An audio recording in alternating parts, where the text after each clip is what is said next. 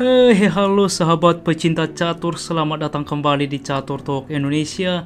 Lagi-lagi kita masih dalam sesi request di mana kawan-kawan merequest permainan dari legenda catur Grandmaster Paul Morphy. Di sini saya memilih salah satu partai evergreen, partai bersejarah yang tak terlupakan saat menghadapi John William Skulton yang berlangsung di Amerika Serikat 1857. Bagaimana permainannya langsung saja kita simak di Catur Talk Indonesia.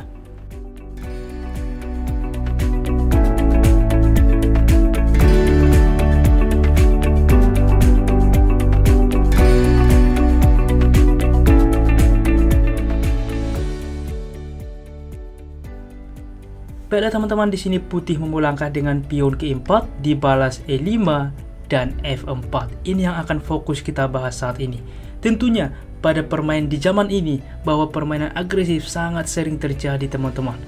Sehingga salah satu pembukaan paling agresif adalah gambit raja. Di sini D5 dipilih oleh Paul Morphy memilih variasi Fahlberg counter gambit. Tetapi sebelumnya teman-teman, jika kita melihat mainan bahwa D6 salah satu hal yang sering. Dan apa yang harus dilakukan teman-teman? Yang harus dilakukan putih, kita harus ingat, yaitu pion aktif atau kuda aktif. Apabila di posisi ini dicoba misal lawan Anda memainkan pion memukul pion, maka ini sebuah kesalahan pada gambit raja teman-teman.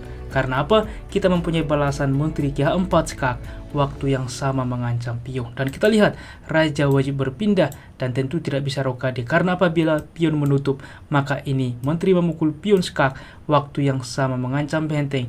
Jelas di sini kita sangat unggul teman-teman. Oke, ini perlu diketahui dan juga cukup penting. Dan kita kembali di mana di dalam posisi ini dipilih variasi yang cukup agresif, yaitu dengan D5. Pion memukul pion dan di sini E4 teman-teman. Kita lihat bagaimana Paul Morphy ingin juga langsung ke depan, mengancam juga membuka file E. Kuda ke J3 saat ini tentunya mensupport pionnya, juga menambah tekanan terhadap pion. Kuda ke F6 mensupport pion.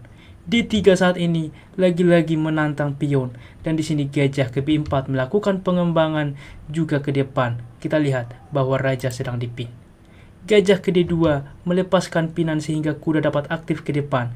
Di sini E3 teman-teman. Kita lihat bagaimana Paul Morphy mengorbankan pion. Maka gajah memukul pion, di sini dipilih rokade untuk mengaktifkan benteng ke depan. Cukup penting. Bagaimana bang jika saat ini kuda mencoba memukul pion memanfaatkan pinan? Masalahnya gajah dapat mundur teman-teman.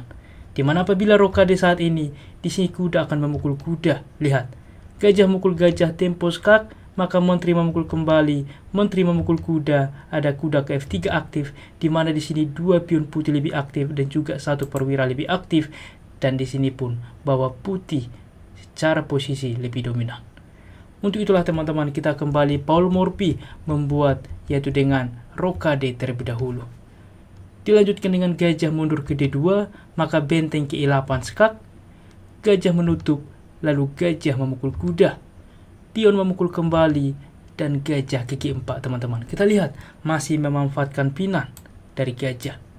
C4 saat ini mencoba mempersolid pion satu sama lain, dan di sini sebuah pancingan yang cukup menarik dari Paul Morphy. Coba teman-teman, kira-kira apa langkah inisiatif hitam di posisi ini? Bagaimana teman-teman? Selamat bagi menemukan langkah itulah dengan C6 teman. Kita lihat begitu sederhana, tetapi ini sangat-sangat penuh perhitungan teman-teman. Dan disinilah bahwa putih jatuh dalam jebakan, terlihat natural bahwa pion memukul pion dilakukan, akan tetapi inilah pancingan dari Paul Morphy. Luar biasa bagaimana beliau dapat mengimajinasikan apa yang akan terjadi beberapa langkah ke depan. Tentu kuda menerima teman-teman.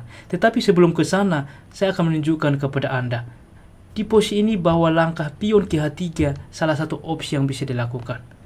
Apa yang harus dilakukan teman-teman? Gajah mundur, maka jelas pion akan ke G4. Gajah ke G6, maka pion baru memukul pion bisa. Kuda menerima, ada raja baru ke F1 melepaskan ke depan. Karena tidak mungkin benteng memukul gajah saat ini, karena kuda akan simpel memukul benteng. Bedanya bahwa di sini tidak ada lagi gajah teman-teman. Ini akan kita lihat ke depan. Dan juga jika di dalam posisi ini ditukarkan gajah, semisal gajah memukul gajah, maka jelas kuda memukul kembali. Kuda ke H5 saat ini mencoba membawa menteri ke depan. Di sini simper rokade, dan ini cukup aman di mana kuda juga mengontrol peta ini teman-teman. Dan disinilah kita akan melihat bedanya kita kembali. Di posisi ini putih memainkan pion memukul pion sehingga kuda memukul pion. Dan kita lihatlah bagaimana keunggulan hitam bahwa ia komplit menguasai petak pusat. Raja ke F1 saat ini melepaskan pinan, maka apa langkah dari Paul Morphy? Dan ia mengejutkan lawan teman-teman, percaya atau tidak, yaitu dengan benteng memukul gajah. Lihat pengorbanan ini. Kuda menerima, maka ada kuda ke D4. Inilah fungsinya gajah masih di sini teman-teman. Dan Menteri ke B1 tentunya menghindari karena apabila dipukul kuda akan melakukan skak, juga waktu yang sama mengancam Menteri, sehingga Menteri menghindar juga mengancam pion ke depan.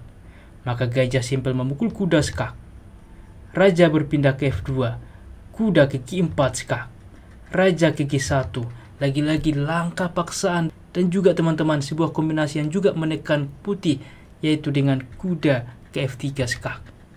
Tiada pilihan kecuali menerima dengan pion memukul kuda bukan, maka membawa Menteri ke D4 skak. Kita lihat sentralisasi Menteri ini, di mana juga membawa Menteri aktif ke depan teman-teman. Tentunya di sini juga mengancam benteng, tetapi alangkah di sini adalah kombinasi yang sangat menarik dan tidak lepas dari skakmat. Raja ke G2, maka Menteri ke F2 skak. Raja ke H3, Menteri memukul pion skak. Raja ke H4, kuda ke H6 membawa Menteri ke depan melakukan skakmat satu langkah, sehingga Menteri ke G1 mencegah hal tersebut terjadi. Akan tetapi Paul Morphy tetap mempunyai kombinasi, yaitu dengan kuda ke F5 skak. Lihat teman-teman, tentunya tiada pilihan kecuali satu-satunya berpindah ke G5, maka diakhiri dengan Menteri ke H5, dan ini skakmat. Luar biasa teman-teman, bagaimana Paul Morphy bermain. Kita melihat permainan ini teman-teman, begitu murninya dan juga begitu agresifnya balasan dari Paul Morphy, di mana satu kali saja atau sedikit saja lawan melakukan kesalahan, dapat dilakukan penyerangan secara bertubi-tubi dan menghasilkan skakmat. Luar biasa teman-teman, dan semoga permainan ini membantu bagi sahabat yang bertanya, yang juga merequest teman-teman. Dan apabila lagi ada requestan ke depan, silahkan tuliskan di kolom komentar, dan kami akan berusaha membuat requestan dari Anda dan memasukkan ke waiting list untuk selanjutnya kita akan buat kontennya teman-teman.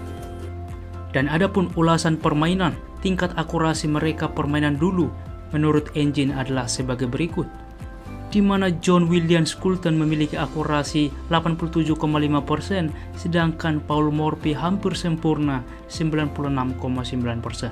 Baiklah teman-teman, demikianlah ulasan catur hari ini. Jika kawan-kawan suka dengan konten seperti ini, dukung kami dengan cara like, subscribe, dan juga share.